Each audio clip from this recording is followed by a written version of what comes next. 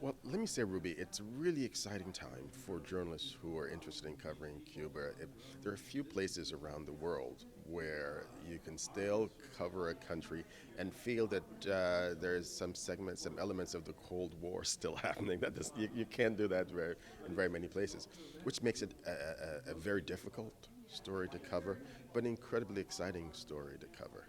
And there are resources everywhere that can help. I mean, certainly you can start by reading Miami Herald coverage because the Miami Herald, as well as El Nuevo Herald, we've been covering Cuba as better than anyone else, and we've been doing it for a very long time.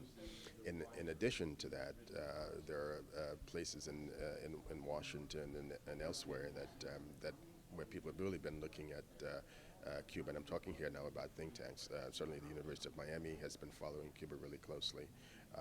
The Council of the Americas have been following Cuba closely, and other think tanks, the Inter-American Dialogue in Washington, have also been following close. So you can just look at what these think tanks have been reporting and saying, and the papers that they have been coming up.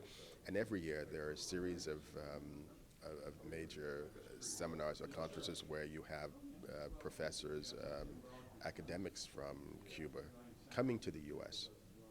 to talk about the situation on the ground in Cuba. If I'm interested in covering Cuba, that's one of the things I would try to do, try to get to some of these conferences, not only to hear and understand what the issues are, but also to talk to some of the people because they're a tremendous source of contacts. Perfect. Thank you so much for your time.